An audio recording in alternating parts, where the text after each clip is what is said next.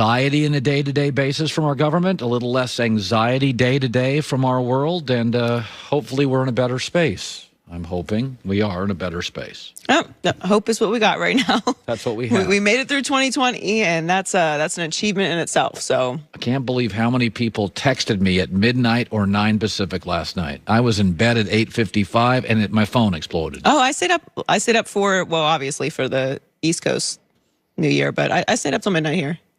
Good for here? Yeah.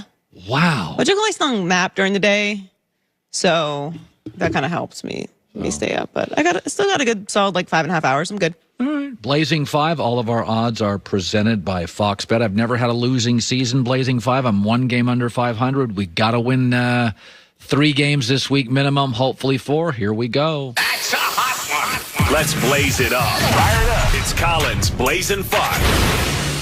Cowboys at Giants. Cowboys at Giants. I've gone back and forth. I'm going to take New York plus 1.5. I think this is a go-either-way game, but here's why I think the value's with the Giants. Listen, the Dallas defense is improved in the last month, but it's still shaky. It's next to last or last in points. They're down rushing defense. They've allowed 30-plus points in 8 games, 120 points off turnovers, most in the NFL. But here's what I like. Jason Garrett, the former Cowboy coach, has really done a good job with Daniel Jones. Daniel Jones hasn't had an interception in his last 5 starts. Nobody knows the Cowboys personnel like the Giants offensive coordinator, Jason Garrett. They're at home. They can still get in. They're both playing for the same thing.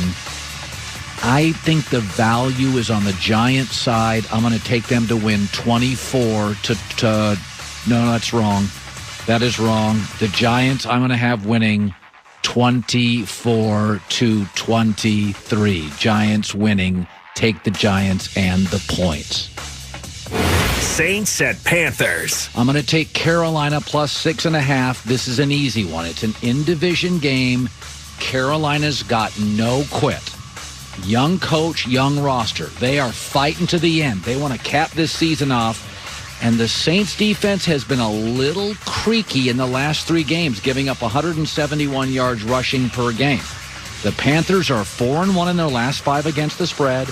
They have 8 losses by just 1 possession. Teddy Bridgewater played great in Week 7 against his former teammates. New Orleans is the better team. That is not the question.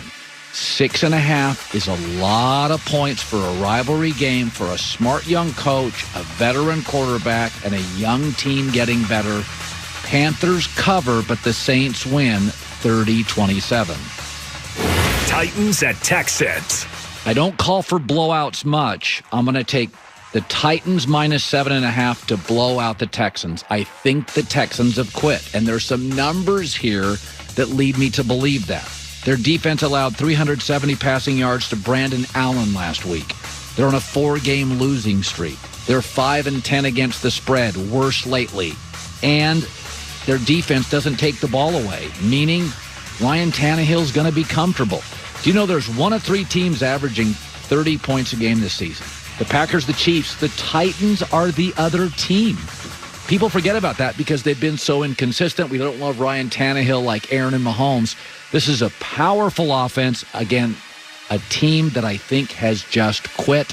I'm going to take the Titans winning in blowout fashion, 36-26. Seahawks at 49ers. Again, 49ers plus 6.5 is the play. George Kittle is back. Here's what the game comes down. San Francisco still, if you look at the numbers this year, is a top 5 defense in the NFL in the stuff that matters. Third down percentage, passing yards allowed, total yards per game. But their third down defense is the best in the NFL. And Seattle's offense is struggling to identify itself. Russell Wilson has 14 giveaways in the last 10 games. Only Drew Lock has more. So Seattle's the better team here. Nobody disputes that. But you look at their defense playing well. Robert Saleh, the coordinator, still trying to impress people and get a head coaching job. So that defense, they are playing hair on fire. A Seattle offense struggling to find itself. I think it's really a close football game. Seattle wins, but the Niners cover 24-23. Washington and Eagles. I think this is an obvious one. Philadelphia plus 2.5. I think they win the game outright. First of all, Doug Peterson may be coaching for his job. He's 8-4 against the spread as a home underdog. They play well as a home dog.